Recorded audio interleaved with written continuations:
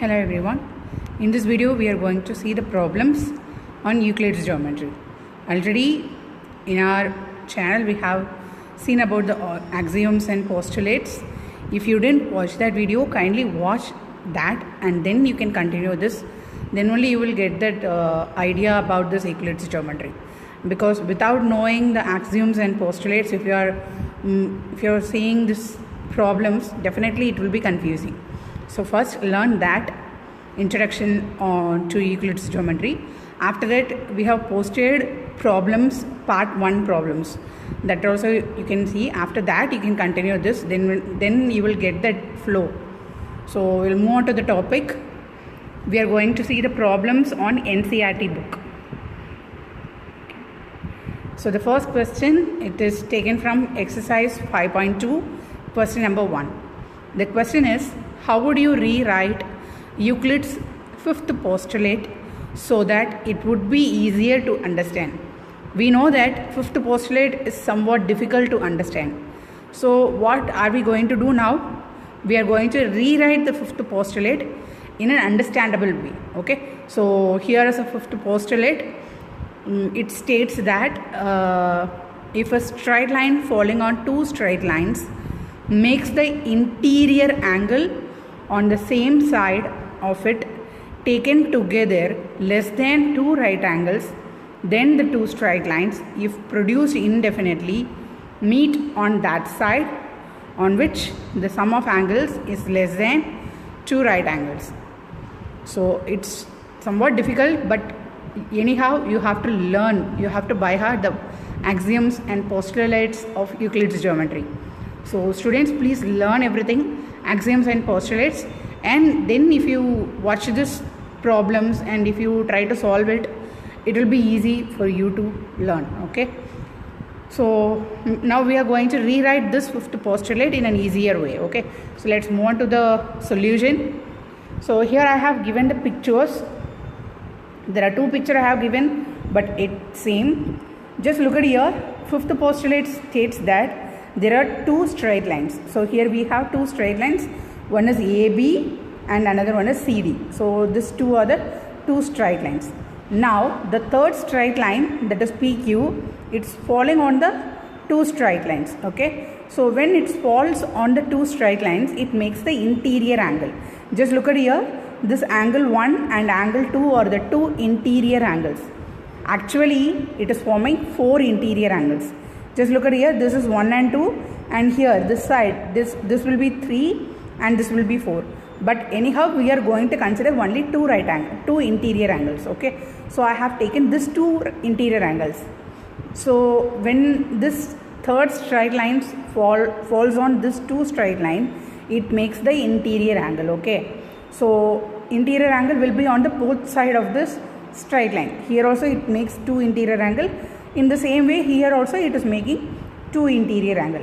When you are going to add this two interior angle, can you understand? When you are adding this two interior angle, if the two interior angle is the total sum of two interior angle is less than 180 degree, in the sense this two interior, when the sum of the two interior angle is less than 180 degree, if it is less than 180 degree, then these two straight lines AB and CD will be meet on the same side. Okay.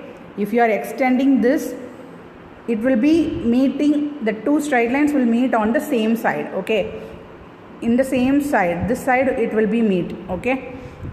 When the condition is, if the sum of the two interior angle is less than 180 degree, means it will meet on the same side. For example, if you have taken the interior angle on this side, okay, this is angle 3 and this is angle 4. Just consider this angle 3 and this is angle 4. Now if you add this angle 3 and angle 4, definitely the total will be greater than 180 degree. Am I right? The sum of the third angle and fourth angle will be greater than 180 degree. So if the sum of the interior angle is greater than 180 degree, then the two straight lines will meet on the opposite side. Okay, for example, if it is the same side means this side. Okay, definitely if it is greater than 180 degree, definitely it will meet on the same side. It will not meet on the same side. It will meet on the opposite side. Okay, if the sum of the interior angle is less than 180 degree means it will meet on the same side. If the sum of the interior angle is greater than 180 degree means it will meet on the opposite side. Understood? Okay. Now we have seen two conditions. One is less than 180 degree and another one is greater than 180 degree. What happens if equal to 180 degree? If the interior angle, sum of the interior angle is equal to 180 degree means what will happen? If it is equal to 180 degree in the sense that third line PQ, we have seen third line PQ will be perpendicular to the two straight lines AB and CD. Am I right? If it is equal to sum of the interior angle is equal to 180 degree means that third straight lines falls on perpendicular to the two given straight lines, and the two straight lines AB and CD are parallel to each other. Okay, it will not meet on any side. Understood? If it is a parallel lines will never meet. Am I right? So if the condition is less than 180 degree, if sum of the interior angle is less than 180 degree, it will meet on the same side. If the sum of the interior angle is greater than 180 degree, it will meet on the opposite side.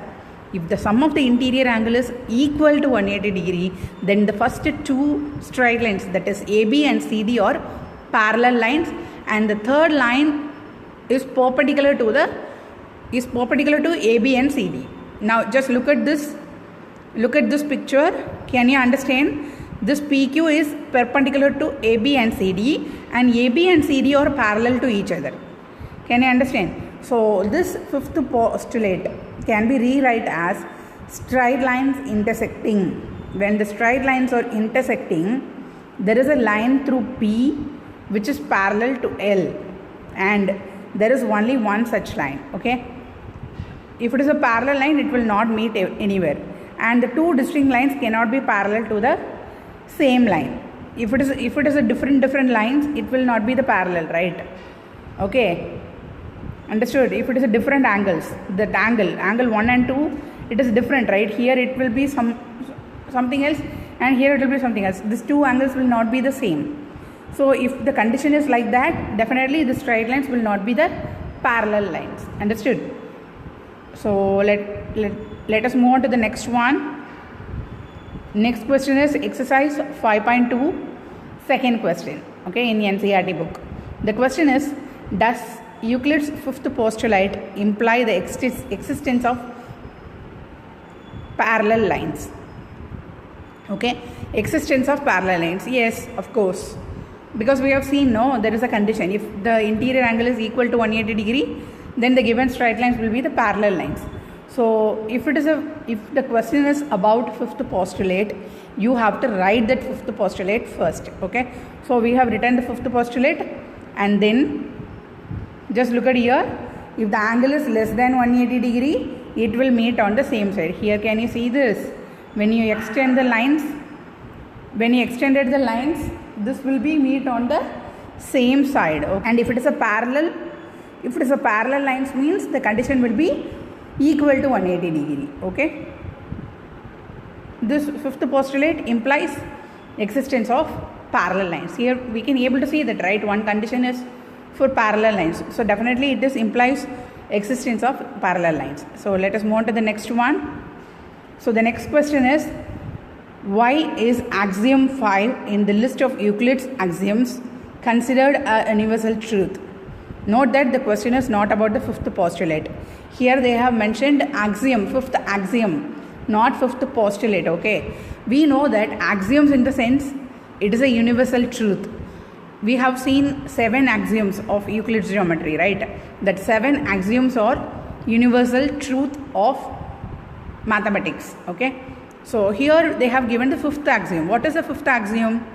Fifth axiom says whole is greater than the part. Whole is greater than the part. So let's see. So here I have given the pictures of pizza. Here is a whole pizza and here is a slice. So whole pizza is greater than the slice. Of course, right? Whole pizza is always greater than the slice. So that's why this is called as a universal truth. It cannot be changed. Wherever you are going throughout the world, it is same. So this is called as a universal truth. That's why it is called as a universal truth. Okay. So I hope you all understand the concept of Euclid's geometry and the problems. If you have any confusion, kindly watch the videos again and again, then it will be easy for you to understand. And students, try to learn, try to by heart all the axioms and postulates. Okay, you have to know exactly that fifth axiom means this one, fourth postulate means this one. Likewise, you have to by heart everything. Okay, once you by heart, it will be easy to solve all the questions based on this Euclid's geometry. So thanks for watching. Thank you.